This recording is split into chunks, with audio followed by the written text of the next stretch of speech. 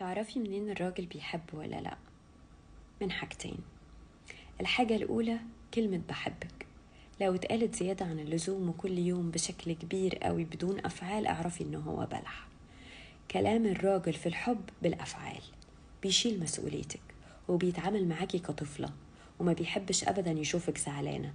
أنا بتكلم بعيدا خالص عن المشاكل اللي بتواجهنا في العلاقة، أنا بتكلم عن الراجل لما بيحب بيكون عامل إزاي، وما بيحبهاش يشوفها معيطة أبدا، دمعتها دي بتبقى غالية قوي عنده، وما بيحبش أبدا يشوفها محتاجة حاجة وما يعملها لهاش، دايما واقف في ظهرها وبيكون مسؤول عنها في كل كبيرة وصغيرة، ومش لازم بس ماديات. أما رقم 2 الاهتمام، مفيش حد فينا ما بيحبش الاهتمام، بس طريقة اهتمامه بيها بيعرفها ان هي حاجة وبقية الناس في التعامل حاجة تانية خالص، وعمره ما خلاها تحس بإحساس ان هي تقارن نفسها بأي ست هو يعرفها. كلهم كوم وهي في كوم لوحدها تاني.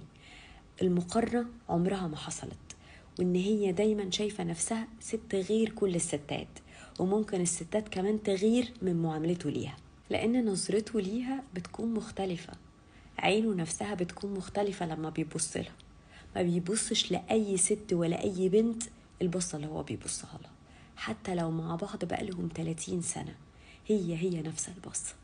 ده تعرفي بيه الراجل اللي بيحبك.